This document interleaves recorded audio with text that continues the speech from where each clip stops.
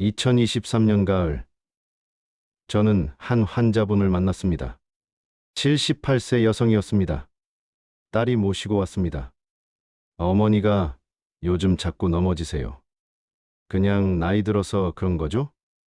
딸의 목소리에는 불안과 체념이 섞여 있었습니다. 저는 환자분께 물었습니다. 언제부터 넘어지기 시작하셨어요? 글쎄요. 한 6개월 전부터. 다른 증상은 없으세요? 응. 요즘 잠을 잘 못 자요. 그리고 가끔 어지럽고요. 저는 딸을 바라봤습니다. 이건 그냥 나이 탓이 아닐 수 있습니다. 검사 결과 이 환자분은 파킨슨병 초기였습니다. 낙상은 단순히 근력이 약해져서가 아니었습니다. 뇌의 도파민, 신경세포가 손상되면서 균형 조절 능력이 떨어진 것이었습니다. 만약 나이 들면 그렇지 라고 넘겼다면 치료 시기를 놓쳤을 것입니다. 우리는 너무 많은 것을 노화 탓으로 돌립니다. 기억이 가물가물한 것, 자주 넘어지는 것, 잠을 못 자는 것, 식욕이 없는 것, 말수가 줄어드는 것. 나이 들면 다 그래 라는 말로 모든 걸 설명하려 합니다. 하지만 의사들은 압니다. 노화와 질병은 다르다는 것을. 노화는 점진적이고 예측 가능합니다. 질병은 갑작스럽고 진행성입니다. 문제는 이 둘이 겹쳐 보인다는 것입니다. 노년기에는 몸의 예비 기능이 줄어듭니다. 젊었을 때는 70%만 쓰고도 일상생활이 가능했다면, 노년에는 95%를 써야 겨우 유지됩니다. 그래서 작은 질병도 큰 증상으로 나타납니다. 의학적으로 이를 기능적 저하 functional decline라고 합니다. 단순히 늙었다가 아니라 몸의 보상 능력이 한계에 다다른 것입니다. 저는 30년 넘게 노인의학을 해왔습니다. 그동안 수천 명의 환자를 만났습니다. 그리고 가장 안타까운 순간은 환자분이나 가족이 이렇게 말할 때입니다. 진작 올 걸 그랬어요. 그냥 나이 탓인 줄 알았어요. 별일 아닐 거라고 생각했어요. 이 오디오북은 그런 후회를 줄이기 위해 만들어졌습니다. 여러분이 노화로 착각하기 쉬운, 하지만 의사들이 조용히 걱정하는 신호들을 말씀드리려 합니다. 이건 공포를 주려는 게 아닙니다. 오히려 안심하게 하려는 것입니다. 아, 이건 그냥 나이 탓이구나와 이건 확인이 필요하구나를 구분할 수 있게 도와드리는 것입니다. 의학은 단정하지 않습니다. 저 역시 이건 무조건 병입니다라고 말씀드리지 않을 것입니다. 다만 이럴 때는 한번 확인해 보는 게 좋습니다라고 말씀드릴 것입니다. 노년은 우리 모두가 가게 될 시간입니다. 그 시간을 두려움이 아니라 준비로 맞이할 수 있기를 바랍니다. 그럼 이제 시작하겠습니다. 의사들이 조용히 걱정하는 노년의 가장 흔한 착각들. 첫 번째 착각은 이것입니다. 자꾸 깜빡하는 건 나이 들면 당연한 거야. 많은 분들이 그렇게 생각합니다. 하지만 의학적으로 보면 건망증과 인지기능 저하는 다릅니다. 정상적인 노화로 인한 기억력 저하는 이렇습니다. 어제 점심에 뭘 먹었는지 기억이 안 나지만 힌트를 주면 아, 맞다 하고 떠올립니다. 사람 이름이 금방 안 떠올라도 얼굴은 기억합니다. 약속을 깜빡할 수 있지만 메모를 보면 바로 이해합니다. 반면 인지기능 저하는 이렇습니다. 식사를 했는지 안 했는지 자체를 기억 못합니다. 힌트를 줘도 전혀 떠올리지 못합니다. 익숙한 사람의 얼굴을 못 알아봅니다. 메모를 봐도 그게 무슨 의미인지 이해하지 못합니다. 이 차이는 뇌에서 일어나는 변화가 다르기 때문입니다.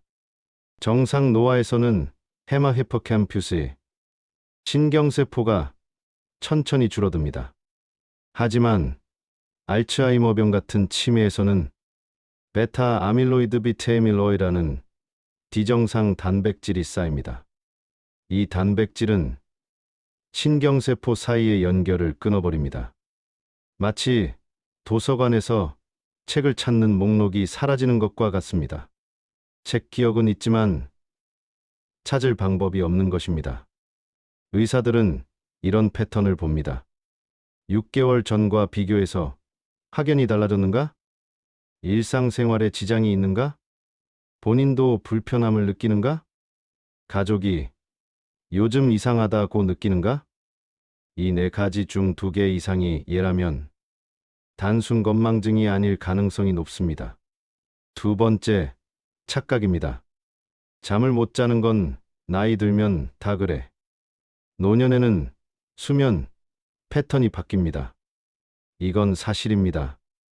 멜라토닌 분비가 줄어들고 깊은 수면 단계가 짧아집니다. 하지만 밤새 한숨도 못 자는 것은 정상이 아닙니다. 새벽 2시에 깨서 다시 못 자는 것도 정상이 아닙니다. 의학적으로 이런 수면 문제는 여러 원인이 있을 수 있습니다. 우울증, 불안장애, 수면무호흡증, 하지불안증후군, 심지어 파킨슨병 초기 증상일 수도 있습니다.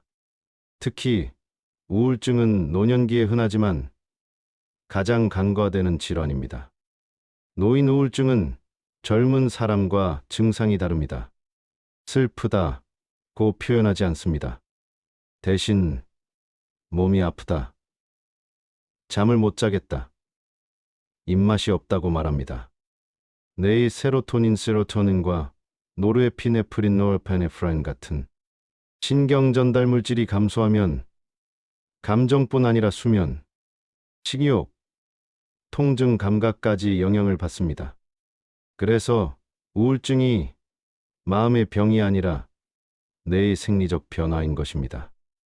만약 어르신이 2주 이상 잠을 제대로 못 주무신다면 나이 들면 다 그래로 넘기지 마세요. 한 번 확인이 필요합니다. 세 번째, 착각입니다. 자주 넘어지는 건 다리 힘이 약해져서야. 맞습니다. 노년에는 근육량이 줄어듭니다. 의학 용어로 근감소증 sarcopenia라고 합니다. 하지만 낙상의 원인은 근력만이 아닙니다. 균형 감각, 시력, 약물 부작용, 기립성 저혈압, 심지어 비타민 D 부족까지 여러 요인이 복합적으로 작용합니다. 특히 주의해야 할 것은 일어설 때 어지러움입니다. 이것은 자율신경계의 문제일 수 있습니다. 정상적으로는 일어설 때 혈관이 수축해서 뇌로 가는 혈류를 유지합니다. 하지만 노년에는 이 반응이 느려집니다. 그래서 순간적으로 뇌의 혈액 공급이 줄어들고 어지럽거나 까무러칠 수 있습니다. 이를 기립성 저혈압 orthostatic hypotension이라고 합니다. 또 하나, 약물도 중요한 원인입니다.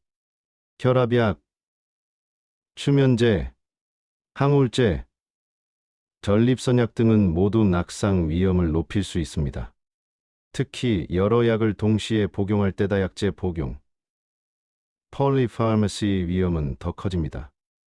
의사들은 노인 환자가 넘어졌다는 이야기를 들으면 단순히 조심하세요라고만 하지 않습니다.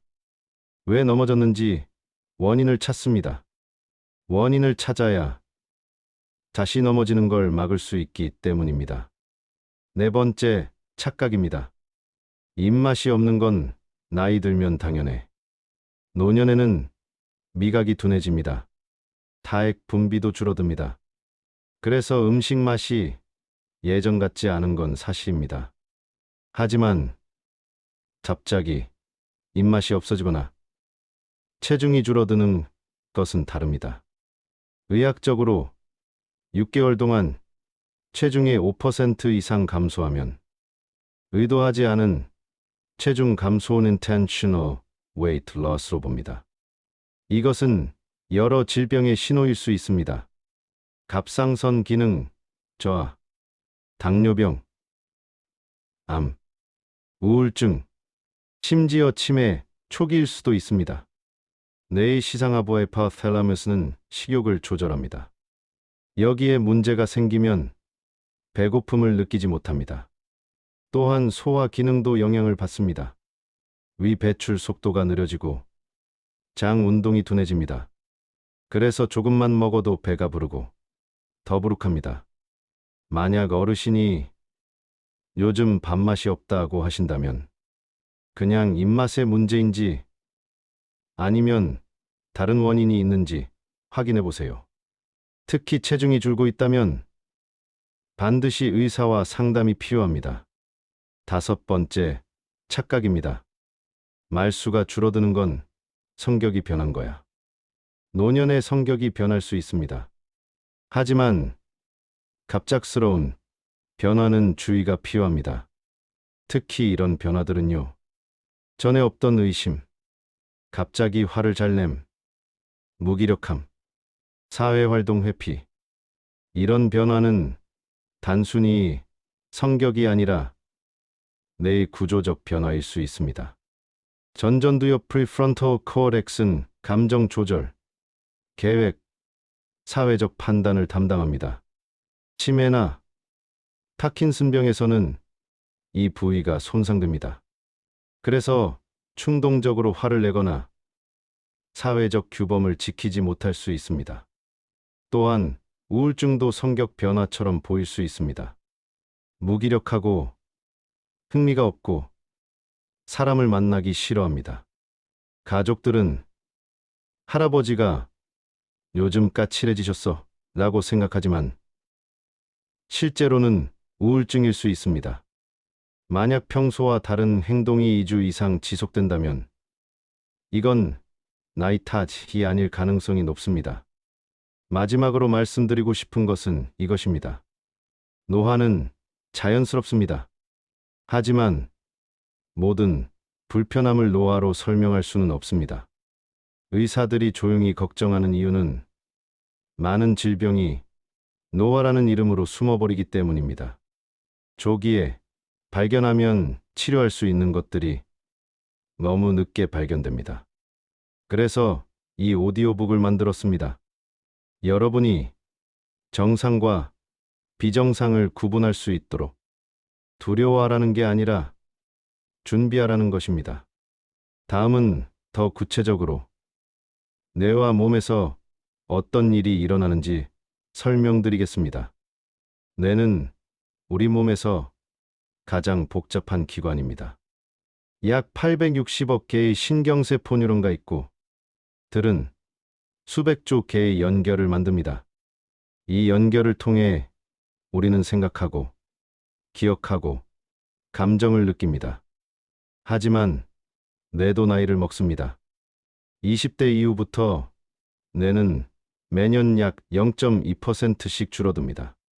특히 전전두엽과 해마가 먼저 영향을 받습니다. 이것은 정상적인 노화입니다. 하지만 질병은 다릅니다. 질병에서는 특정 부위가 비정상적으로 빠르게 손상됩니다. 그 차이를 이해하는 것이 중요합니다. 먼저 기억에 대해 이야기해 보겠습니다. 기억은 3단계로 만들어집니다. 첫째, 부호환 코딩. 정보가 뇌에 입력되는 단계입니다. 둘째, 저장 스토리지. 정보가 신경세포 사이의 연결 시냅스로 저장됩니다. 셋째, 인출 리트리버. 필요할 때 저장된 정보를 꺼내는 단계입니다. 정상 노화에서는 주로 인출에 문제가 생깁니다. 정보는 저장되어 있지만 꺼내는 속도가 느려지는 것입니다. 그래서 힌트를 주면 기억해냅니다. 하지만 알츠하이머병에서는 저장 자체가 안 됩니다. 베타 아밀로이드와 타우터, 단백질이 신경세포를 파괴하기 때문입니다. 이 단백질들은 마치 녹이 쓴 것처럼 신경세포에 쌓입니다. 그리고 신경세포는 죽어갑니다. 특히 해마는 새로운 기억을 만드는 곳입니다. 여기가 먼저 손상되면 최근 일을 기억하지 못합니다. 하지만 오래된 기억의 어린 시절은 대뇌피질에 저장되어 있어서 상대적으로 보존됩니다. 그래서 치매 환자가 방금 식사했는지는 모르지만 어릴 적 고향 이야기는 생생하게 하는 것입니다. 이것은 슬프지만 뇌의 구조가 만드는 자연스러운 현상입니다. 두 번째로 우울증과 뇌의 관계를 설명하겠습니다. 많은 사람들이 우울증을 마음의 문제로 생각합니다. 하지만 우울증은 뇌의 화학적 불균형입니다. 세로토닌, 노르에피네프린, 도파민 같은 신경 전달 물질이 감소하면 우울증이 생깁니다. 이 물질들은 감정뿐 아니라 수면, 식욕, 동기부여, 통증 감각에도 영향을 줍니다. 그래서 우울증 환자는 슬프다,고만 느끼는 게 아닙니다. 잠을 못 자고, 입맛이 없고, 몸이 아프고, 무기력합니다. 특히 노년기 우울증은 가면 우울증 masked depression이라고 불립니다. 감정 증상이 잘 드러나지 않고 신체 증상으로 나타나기 때문입니다. 머리가 아파요. 소화가 안 돼요. 몸이 천근만근이에요. 이런 호소를 듣고 많은 가족들이 내과나 정형외과를 찾습니다. 하지만 검사를 해도 특별한 이상이 없습니다. 이럴 때 정신건강의학과 상담이 필요합니다. 뇌의 편도체 에메이달라는 감정 처리의 중심입니다. 우울증에서는 편도체가 과도하게 활성화됩니다. 그래서 작은 자극에도 불안하고 두려워하고 슬퍼합니다. 동시에 전전두엽의 기능은 떨어집니다. 전전두엽은 감정을 조절하는 브레이크 역할을 합니다. 이 브레이크가 고장나면 감정이 통제되지 않습니다. 이것은 이지나 성격의 문제가 아닙니다. 뇌의 회로가 제대로 작동하지 않는 것입니다. 세 번째로 수면과 뇌를 이야기하겠습니다. 수면은 뇌가 스스로를 청소하는 시간입니다. 깨어있을 때 쌓인 노폐물에 베타 아밀로이드를 뇌척수액이 씻어냅니다.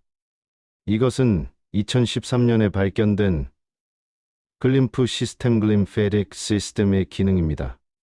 만약 잠을 제대로 못 자면 이 청소가 안 됩니다. 노폐물이 쌓입니다.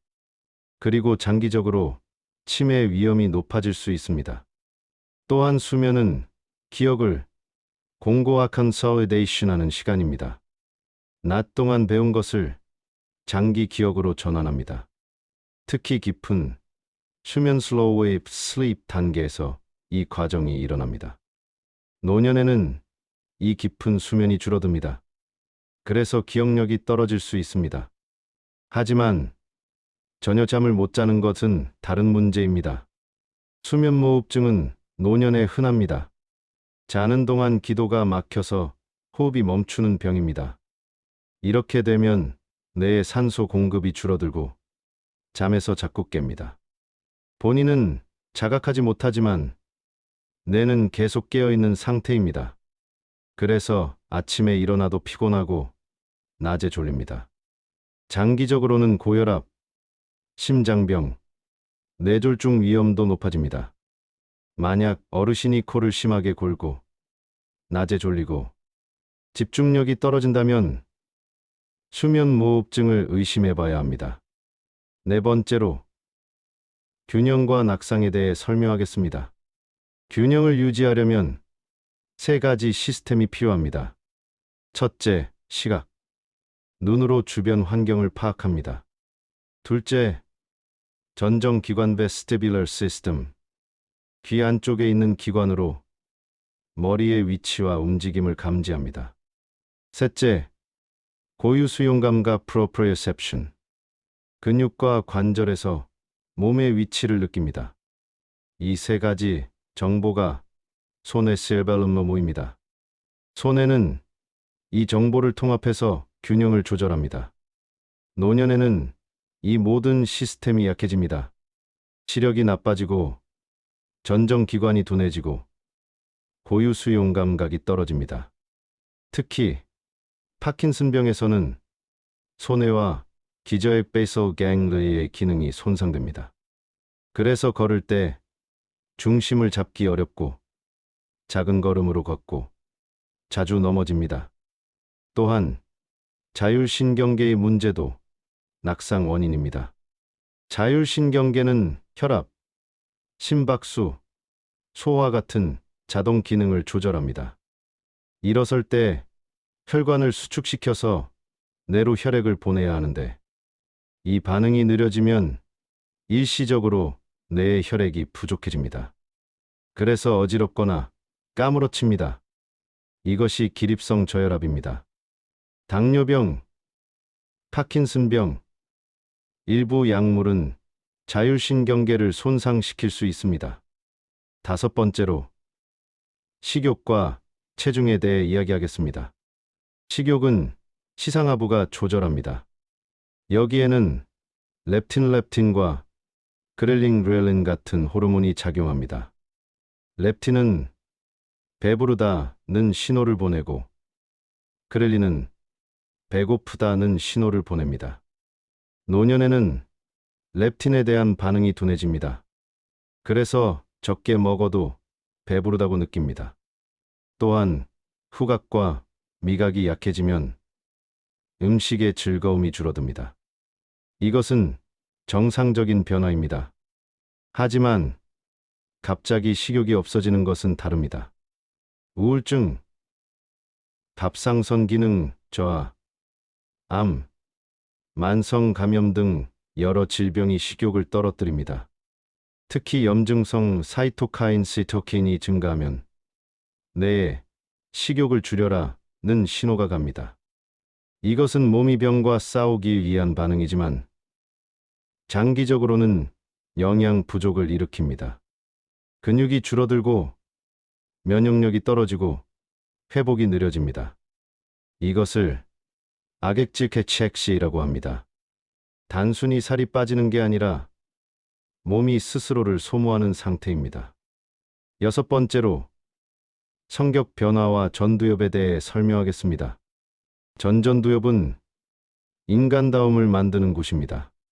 계획, 판단, 충동 조절, 사회적 행동을 담당합니다. 치매, 특히 전측두엽 치매 프론토템포럴 디멘치에서는 이 부위가 먼저 손상됩니다. 그러면 성격이 변합니다. 예의 바르던 사람이 무례해지고 조용하던 사람이 충동적 계속 1월 25일이 되고 계획적이던 사람이 무계획적이 됩니다. 가족들은 요즘 왜 저러시지? 라고 당황합니다. 하지만 본인은 변화를 자각하지 못합니다. 전두엽이 손상되면 자기 인식 셀프-어웨어니스도 떨어지기 때문입니다. 이것은 정말 힘든 상황입니다. 가족은 변화를 보지만 본인은 모르니까요. 하지만 이것은 성격이 나빠진 것이 아니라 뇌가 손상된 것입니다. 그걸 이해하면 조금은 받아들이기 쉬워집니다. 일곱 번째로 약물과 뇌를 이야기하겠습니다. 노년에는 여러 약을 동시에 복용하는 경우가 많습니다. 혈압약, 당뇨약, 콜레스테롤약, 수면제, 진통제, 각 약은 필요해서 처방된 것입니다. 하지만 약들이 서로 상호작용할 수 있습니다. 특히 노년에는 간과 신장의 기능이 떨어져서 약물이 몸에 오래 남습니다. 그래서 약물의 효과와 부작용이 모두 강해집니다. 일부 약물은 뇌에 직접 영향을 줍니다. 항콜린성 안티콜리너직 약물은 아세틸콜린이라는 신경 전달 물질을 차단합니다. 이 물질은 기억과 학습에 중요합니다. 그래서 항콜린성 약물을 오래 복용하면 기억력이 떨어지고 선망 델리리엄 위험이 높아집니다. 일부 감기약, 수면제, 항우울제, 방광약이 여기에 해당합니다. 만약 어르신이 약을 먹은 후 혼란스러워하거나 기억력이 갑자기 나빠졌다면 약물 부작용을 의심해 봐야 합니다. 8번째로 염증과 노화를 설명하겠습니다. 최근 연구에서 염증 노화 인플레메이징이라는 개념이 주목받고 있습니다. 나이가 들면 만성적인 저강도 염증이 생깁니다. 염증성 사이토카이나 IL-6, TNF 등이 증가합니다. 이 염증은 심장병, 당뇨병, 치매, 암 등 거의 모든 노년 질환과 연관되어 있습니다. 특히 뇌에서 염증이 생기면 미세하교 세포 매크로글리아가 활성화됩니다. 이 세포는 뇌의 면역 세포입니다. 정상적으로는 손상된 세포를 청소합니다. 하지만 과도하게 활성화되면 정상 신경세포까지 공격합니다. 이것이 알츠하이머병의 진행에 기여한다고 알려져 있습니다. 염증을 줄이려면 어떻게 해야 할까요? 건강한 식습관, 규칙적인 운동, 충분한 수면, 스트레스 관리가 도움이 됩니다. 특히 지중해식 식단 채소, 과일, 생선, 올리브유는 항염증 효과가 있습니다. 9번째로 스트레스와 코르티솔을 이야기하겠습니다. 스트레스를 받으면 HPA 축시상하 분해하 수채부신 축이 활성화됩니다. 그러면 코르티솔이라는 스트레스 호르몬이 분비됩니다. 단기적으로는 코르티솔이 도움이 됩니다. 에너지를 동원하고 면역 반응을 조절합니다. 하지만 만성적으로 높으면 문제가 됩니다. 코르티솔은 해마의 신경세포를 손상시킵니다. 그래서 기억력이 떨어집니다. 또한 면역력을 억제하고 혈압을 높이고 혈당을 올립니다. 노년에는 스트레스에 대한 회복력이 떨어집니다. 젊었을 때는 스트레스가 끝나면 코르티솔이 빨리 정상화되지만 년에는 오래 남습니다. 그래서 작은 스트레스도 큰 영향을 줄 수 있습니다. 만약 어르신이 최근 큰 스트레스를 받으셨다면 배우자 사망, 이사, 질병 등 신체적 정신적 변화가 더 두드러질 수 있습니다. 이것은 나약해서가 아니라 몸의 적응 능력이 줄어든 것입니다. 마지막으로 신경과 소성 뉴로플라스티시티에 대해 말씀드리겠습니다. 좋은 소식이 있습니다. 뇌는 노년에도 변할 수 있습니다. 새로운 신경 연결이 만들어질 수 있습니다. 이것을 신경과 소성이라고 합니다. 새로운 것을 배우고 운동하고 사회적 관계를 유지하면 뇌는 계속 활성화됩니다. 특히 해마에서는 신경세포가 새로 생성될 수 있습니다. 신경 생성, Neurogenesis. 운동은 BDNF 뇌율의 신경영양인자라는 물질을 증가시킵니다. 이 물질은 신경세포의 생존과 성장을 돕습니다. 사회적 활동은 뇌의 여러 영역을 동시에 자극합니다. 대화하고, 감정을 읽고, 기억하고, 계획하는 모든 과정이 뇌를 활성화합니다. 그래서 고립되지 않고 활동적이고 새로운 경험을 하는 것이 중요합니다. 뇌는 쓸수록 강해집니다.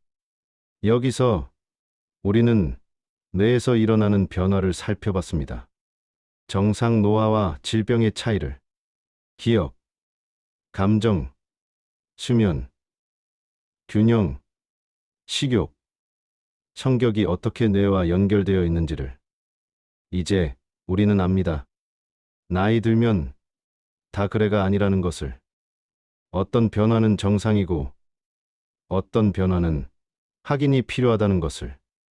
다음은 몸에서 나타나는 신호들을 더 구체적으로 살펴보겠습니다.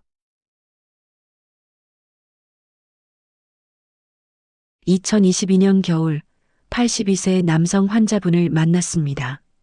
가족이 모시고 오셨습니다. 아버지가 요즘 밤에 소리를 지르세요. 악몽을 꾸시나 봐요. 자세히 물어보니 환자분은 잠을 자다가 갑자기 팔다리를 휘두르고 큰 소리를 낸다고 했습니다. 이것은 단순한 악몽이 아니었습니다. 렘 수면 행동장애 REM 슬리프 비헤이비어 디소더였습니다. 정상적으로는 렘 수면 중에 근육이 이완됩니다. 그래서 꿈을 꿔도 몸이 움직이지 않습니다. 하지만 이 장애에서는 근육 이완이 안 됩니다. 그래서 꿈속 행동을 실제로 합니다. 문제는 이것이 파킨슨병의 초기 신호일 수 있다는 것입니다. 연구에 따르면 렘 수면 행동장애 환자의 약 80%가 10 내지 15년 내에 파킨슨병이나 치매를 진단받습니다.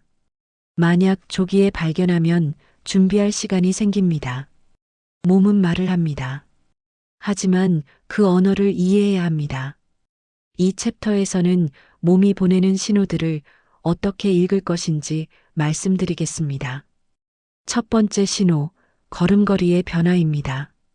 걸음걸이는 뇌와 몸의 통합 기능을 보여줍니다.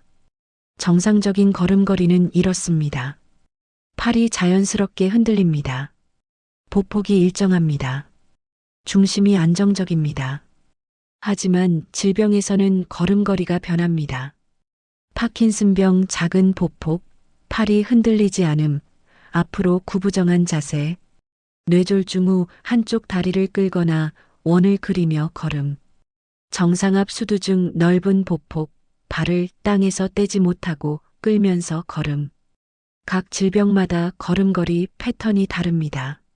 만약 어르신의 걸음걸이가 6개월 전과 확연히 다르다면 이건 단순히 다리 힘이 약해진 것이 아닐 수 있습니다. 특히 걸으면서 대화하기 어려워지는 것두얼 태스킹 어려움은 인지기능 저하의 신호일 수 있습니다.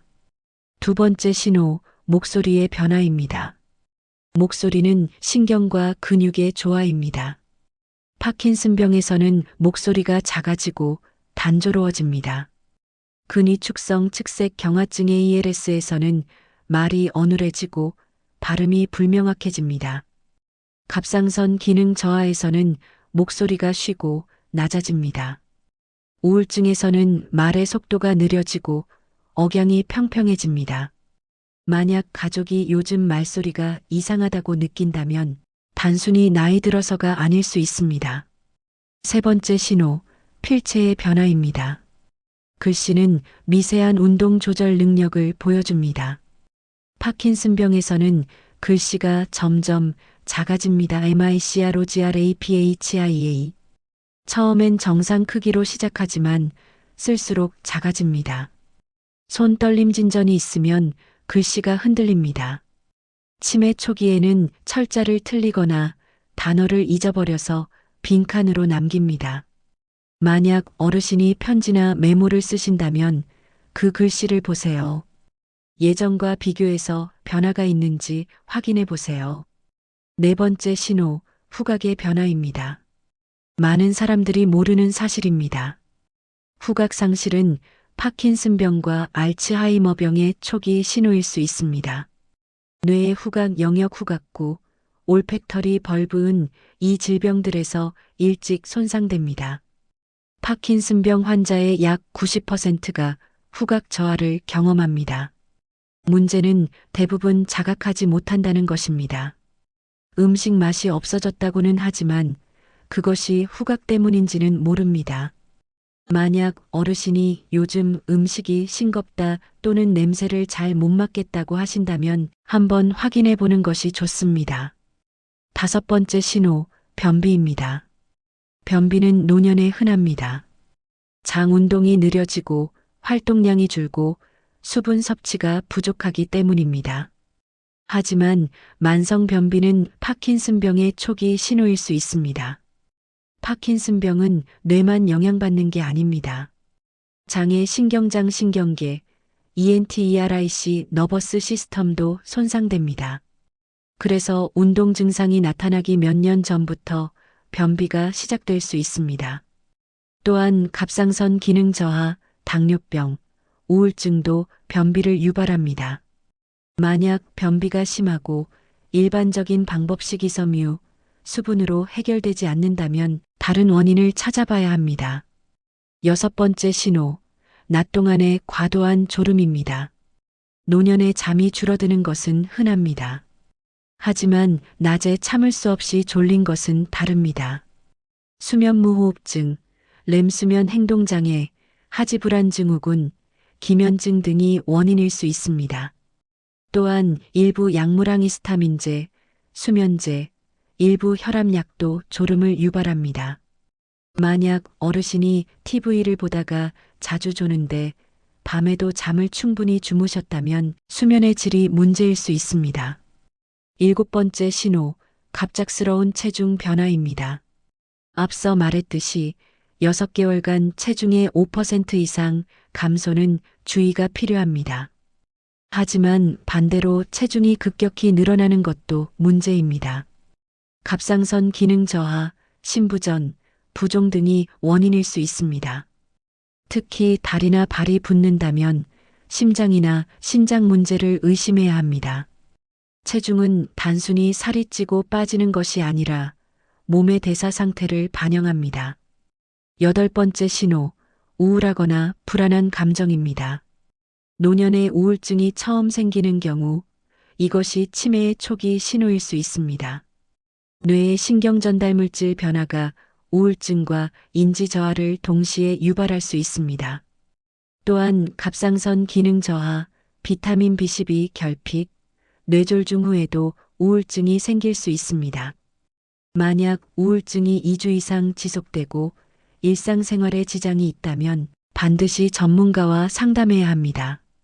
우울증은 치료 가능한 질환입니다. 약물과 심리치료가 효과적입니다. 나이 들면 우울한 게 당연하다고 생각하지 마세요. 9번째 신호, 반복적인 낙상입니다. 한번 넘어지는 것은 사고일 수 있습니다. 하지만 6개월 안에 2번 이상 넘어진다면 원인을 찾아야 합니다. 근력 약화, 균형 장애, 시력 문제, 약물 부작용, 기립성 저혈압, 신경계 질환 등 다양한 원인이 있을 수 있습니다. 낙상은 단순히 조심하면 되는 것이 아닙니다. 골절, 특히 고관절 골절은 노년에 치명적일 수 있습니다.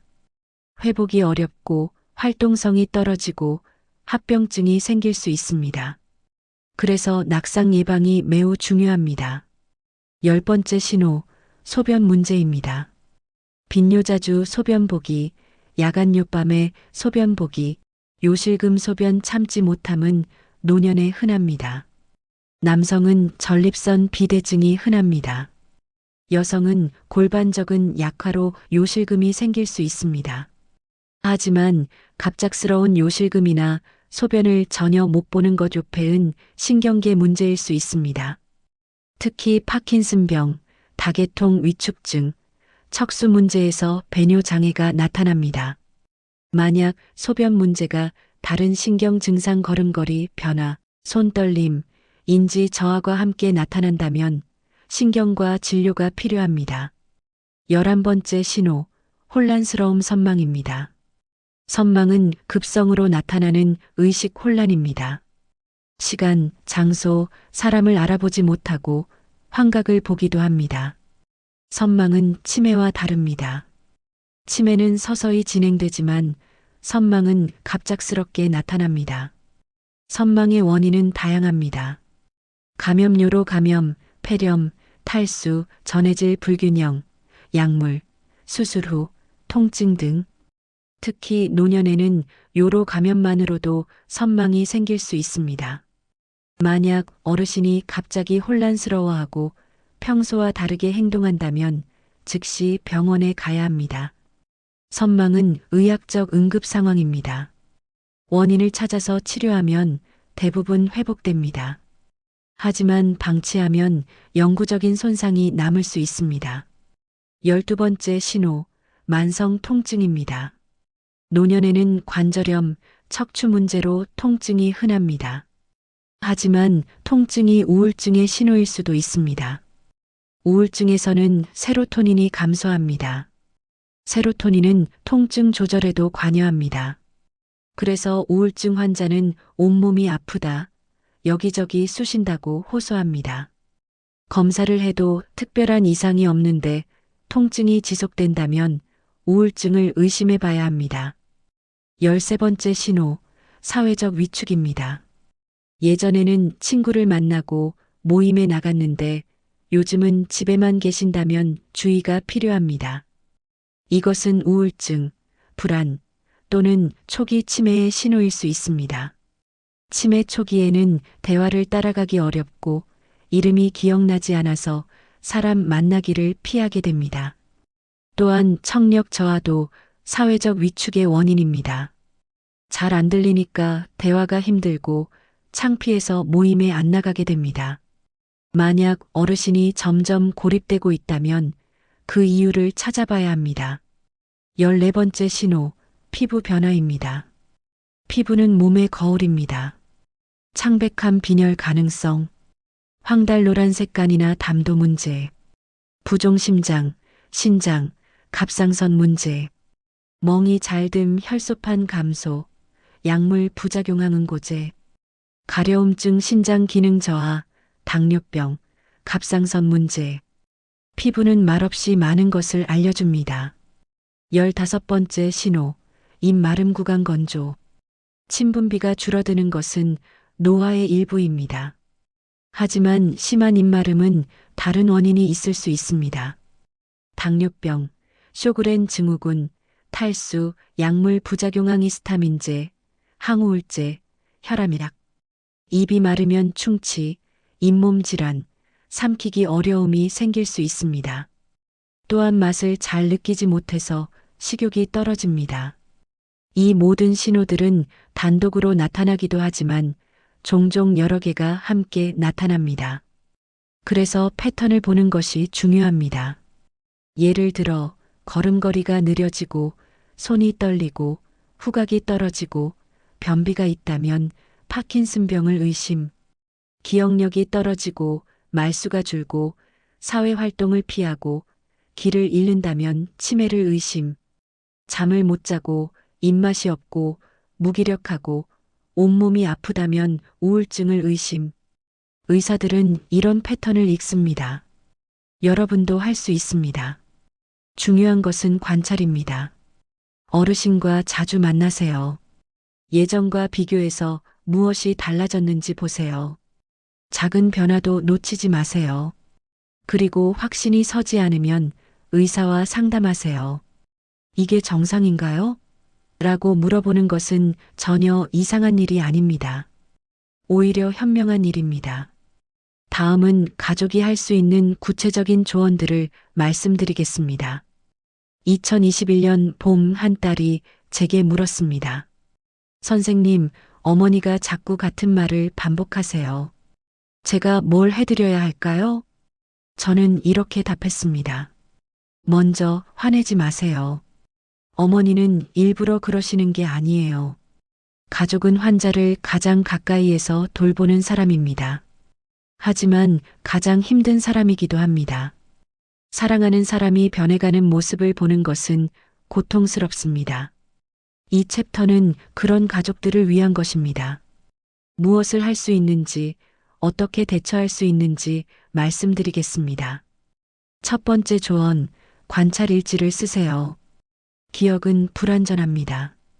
요즘 좀 이상한 것 같아라는 느낌은 의사에게 정확히 전달되지 않습니다. 대신 이렇게 해보세요.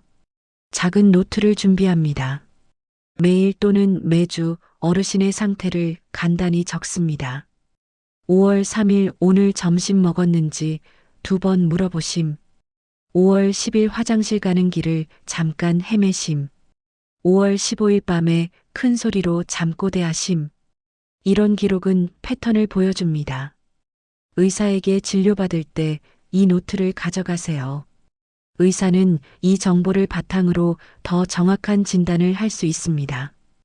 두 번째 조언, 약물 목록을 정리하세요. 노년에는 여러 약을 복용합니다. 문제는 여러 병원에서 처방받으면 중복되거나 상호작용할 수 있다는 것입니다. 모든 약의 목록을 만드세요. 약 이름, 용량, 복용 시간, 처방 병원을 적습니다. 일반 의약품 진통제, 감기약 등도 포함하세요. 이 목록을 병원 갈 때마다 가져가세요. 의사가 새 약을 처방할 때 기존 약과 확인할 수 있습니다. 또한 정기적으로 약을 검토하세요. 이 약이 아직 필요한가요? 부작용이 있을 수 있나요? 불필요한 약은 줄이는 것이 좋습니다. 세 번째, 조계속 1월 25일은 낙상 예방 환경을 만드세요. 집안을 살펴보세요. 바닥에 깔린 러그나 전선 걸려 넘어질 수 있습니다. 제거하거나 고정하세요. 욕실 미끄럽습니다.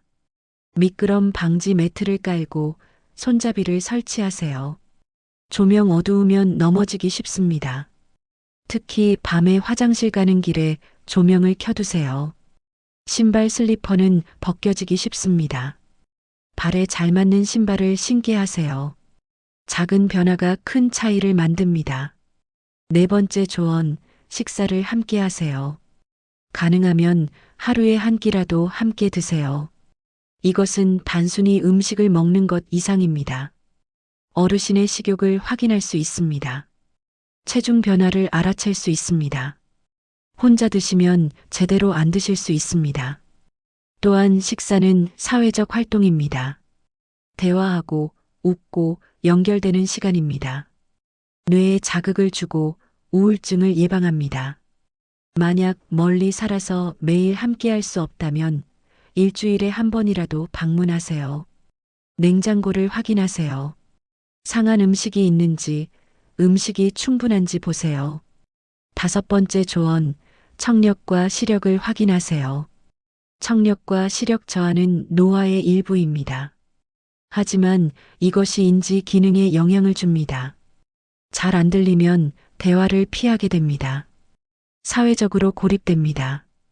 그러면 뇌 자극이 줄어들고 인지 기능이 더 떨어집니다. 연구에 따르면 청력 저하는 치매 위험을 높입니다. 보청기를 사용하면 이 위험이 줄어듭니다. 시력도 마찬가지입니다. 잘 안 보이면 넘어지기 쉽고 활동이 줄어들고 삶의 질이 떨어집니다. 정기적으로 안과와 이비인후과 검진을 받으세요. 안경과 보청기는 사치가 아니라 필수입니다. 여섯 번째 조언, 운동을 권유하세요. 운동은 노년에 가장 효과적인 약입니다. 근력을 유지하고 균형을 개선하고 심장을 건강하게 하고 뇌를 활성화합니다. 운동은 BDNF를 증가시켜서 신경세포를 보호합니다. 하지만 무리한 운동은 오히려 해롭습니다. 어르신에게 맞는 운동을 찾으세요. 걷기 가장 간단하고 안전합니다. 하루 30분, 주 5회. 스트레칭 유연성을 유지합니다. 근력 운동 가벼운 아령이나 밴드를 사용합니다. 균형 운동 한 발로 서기, 뒤꿈치 마이너스 발끝 걷기. 태극권이나 요가도 좋습니다. 함께 운동하면 더 좋습니다. 동기부여도 되고 안전도 확보됩니다.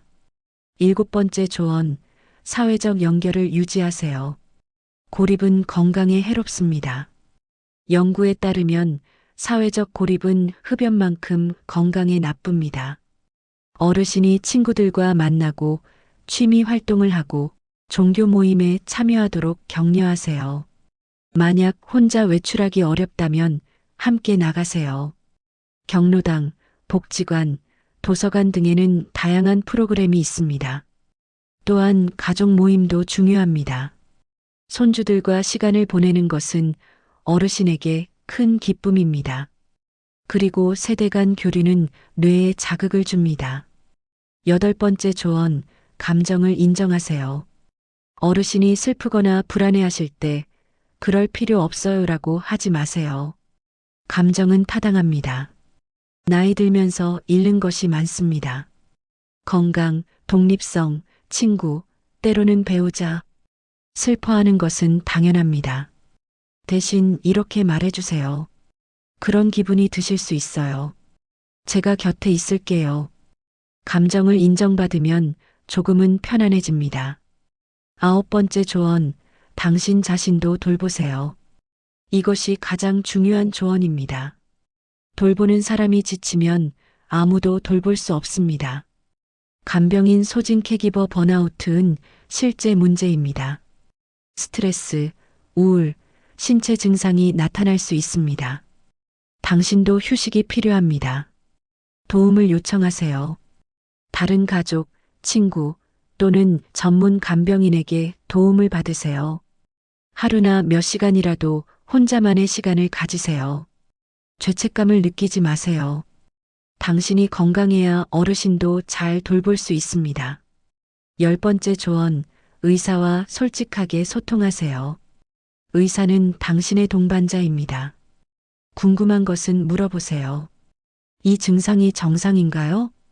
언제 다시 와야 하나요? 어떤 변화를 주의해야 하나요? 바보 같은 질문은 없습니다. 모든 질문은 타당합니다. 또한 어르신의 변화를 솔직하게 말씀하세요. 의사는 진료실에서 1020분만 봅니다. 당신은 매일 봅니다. 당신의 관찰이 더 중요할 수 있습니다. 11번째 조언, 미리 계획하세요. 아무도 미래를 예측할 수 없습니다. 하지만 준비는 할 수 있습니다. 어르신과 함께 이야기 나누세요. 가능하다면 인지 기능이 있을 때 어떤 치료를 원하시나요? 어디서 여생을 보내고 싶으세요? 누가 결정을 대신하길 원하시나요? 이런 대화는 어렵습니다. 하지만 필요합니다. 사전 의료 의향서, 위임장 같은 법적 문서도 준비하세요. 나중에 결정이 어려워졌을 때 어르신의 뜻을 따를 수 있습니다. 12번째 조언, 완벽을 기대하지 마세요. 당신은 최선을 다하고 있습니다. 하지만 모든 것을 통제할 수는 없습니다. 어르신이 넘어질 수도 있습니다. 약을 잊어버릴 수도 있습니다. 화를 낼 수도 있습니다. 이것은 당신의 잘못이 아닙니다. 노화와 질병의 자연스러운 과정입니다. 자책하지 마세요. 당신은 충분히 잘하고 있습니다. 마지막으로 말씀드리고 싶은 것은 이것입니다. 이 여정은 혼자 가는 것이 아닙니다. 의료진, 가족, 친구, 지역사회 자원이 함께합니다. 도움을 구하는 것은 약함이 아니라 지혜입니다. 다음은 이 모든 것을 통합하고 노년과 질병을 어떻게 이해할 것인지 마무리하겠습니다. 2019년 여름 한 환자분이 제게 말씀하셨습니다. 87세 남성이었습니다. 파킨슨병으로 10년을 살아오셨습니다. 선생님, 나는 이제 쓸모없는 사람 같아요. 저는 그분의 손을 잡았습니다. 아닙니다. 당신은 여전히 소중한 사람입니다. 질병은 당신의 가치를 바꾸지 못합니다. 그분의 눈에 눈물이 고였습니다. 노년은 상실의 시간입니다. 건강, 독립성, 때로는 사랑하는 사람. 하지만 노년은 또한 지혜의 시간입니다. 긴 인생을 살아온 경험, 관계, 의미. 여기서는 노년을 어떻게 이해하고 어떻게 존엄하게 맞이할 것인지 이야기하겠습니다. 먼저 노화와 질병을 구분하는 것이 왜 중요한지 다시 한번 정리하겠습니다. 노화는 자연스럽습니다. 모든 사람이 경험합니다. 피할 수 없습니다. 머리카락이 하얘지고 피부에 주름이 생기고 몸이 예전 같지 않습니다. 이것은 슬프지만 자연의 일부입니다. 질병은 다릅니다. 질병은 예방하거나 치료할 수 있습니다. 조기에 발견하면 진행을 늦출 수 있습니다. 그래서 나이 들면 다 그래로 넘기면 안 됩니다. 의학은 발전했습니다. 과거에는 불가능했던 것들이 이제는 가능합니다. 파킨슨병은 약물로 조절할 수 있습니다. 우울증은 치료할 수 있습니다. 당뇨병, 고혈압은 관리할 수 있습니다. 심지어 일부 치매도 초기에 발견하면 진행을 늦출 수 있습니다. 포기하지 마세요. 두 번째로 존엄에 대해 이야기하겠습니다. 존엄은 건강과 무관합니다. 병들었다고 해서 존엄이 사라지지 않습니다. 기억을 잃어도, 걷지 못해도, 말을 못해도 당신은 여전히 가치 있는 사람입니다. 존엄은 타인이 주는 것이 아니라 내재된 것입니다. 하지만 우리 사회는 종종 노인의 존엄을 간과합니다. 할머니는 어떠세요? 라고 본인에게 묻지 않고 보호자에게 묻습니다. 결정을 대신 내립니다. 의견을 묻지 않습니다. 이것은 잘못되었습니다. 노인도 자율성을 가진 개인입니다. 가능한 한 스스로 선택하고 결정할 권리가 있습니다. 물론 인지 기능이 심하게 저하되면 보호가 필요합니다. 하지만 그 전까지는 존중과 자율성을 유지해야 합니다. 세 번째로 준비에 대해 이야기하겠습니다. 준비는 두려움을 줄입니다. 무엇을 기대해야 하는지 알면 덜 무섭습니다. 노년에 올 수 있는 변화들을 알아두세요. 신체적 변화 근력 감소, 균형 저하, 감각 둔화, 인지적 변화 처리 속도 느려짐, 이름 기억하기 어려움, 정서적 변화 상실에 대한 슬픔, 불안. 이것들은 정상적인 노화의 일부입니다. 하지만 갑작스럽거나 심한 변화는 확인이 필요합니다. 또한 건강을 유지하는 방법을 알아두세요. 규칙적인 운동, 균형 잡힌 식사, 충분한 수면, 사회적 연결, 정신적 자극, 정기적인 건강 검진. 이것들은 복잡하지 않습니다. 하지만 일관성이 중요합니다. 네 번째로 질병과 함께 사는 법에 대해 이야기하겠습니다. 많은 노년 질환은 완치되지 않습니다. 파킨슨병, 치매, 관절염, 만성 통증. 이것들은 관리하는 것입니다. 처음에는 받아들이기 어렵습니다. 왜 나한테 이런 일이? 분노, 슬픔, 부정. 이 모든 감정은 타당합니다. 하지만 시간이 지나면 적응합니다. 질병이 당신의 전부가 아니라 일부라는 것을 깨닫습니다. 여전히 할 수 있는 것들이 있습니다. 즐길 수 있는 것들이 있습니다. 사랑하고 사랑받을 수 있습니다. 질병은 당신의 정체성을 바꾸지 못합니다. 다섯 번째로 가족의 역할에 대해 이야기하겠습니다. 가족은 환자의 가장 큰 지지자입니다. 하지만 또한 가장 힘든 사람입니다. 사랑하는 사람이 변해가는 것을 보는 것은 고통스럽습니다. 때로는 화가 나고 좌절하고 슬퍼집니다. 이 모든 감정도 타당합니다. 당신은 슈퍼맨이 아닙니다. 완벽할 필요 없습니다. 최선을 다하는 것으로 충분합니다. 또한 기억하세요. 당신이 돌보는 사람은 여전히 당신의 부모, 배우자, 가족입니다. 질병이 그 관계를 바꾸지 못합니다.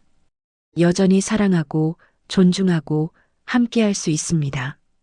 여섯 번째로 의료 시스템을 활용하는 법에 대해 이야기하겠습니다. 의료는 혼자 하는 것이 아닙니다.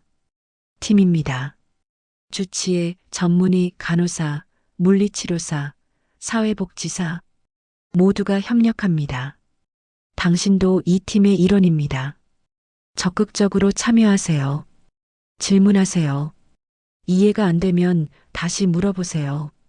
당신의 의견을 말하세요. 또한 지역사회 자원을 활용하세요. 보건소, 복지관, 치매 안심센터, 자원봉사단체, 많은 무료 또는 저렴한 서비스가 있습니다. 혼자 감당하려 하지 마세요. 일곱 번째로 삶의 질에 대해 이야기하겠습니다. 장수도 중요하지만 삶의 질도 중요합니다. 얼마나 오래 사느냐보다 어떻게 사느냐가 중요할 수 있습니다. 통증 없이 존엄하게 사랑하는 사람들과 함께 때로는 치료가 더 큰 고통을 줄 수 있습니다. 그럴 때는 선택할 권리가 있습니다. 이 치료를 받고 싶은가? 어디서 시간을 보내고 싶은가? 이런 대화를 미리 나누세요. 완화의료, 호스피스도 선택지입니다.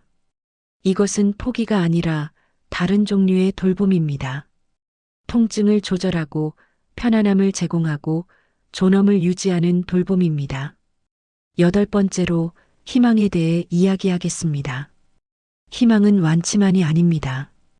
희망은 오늘을 의미 있게 사는 것입니다.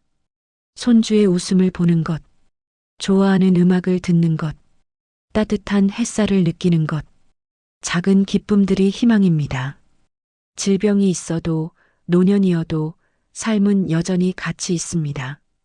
9번째로 우리 사회가 변해야 한다는 것을 이야기하겠습니다. 노인을 짐으로 보는 시각, 생산성으로만 가치를 평가하는 태도, 이것들은 바뀌어야 합니다.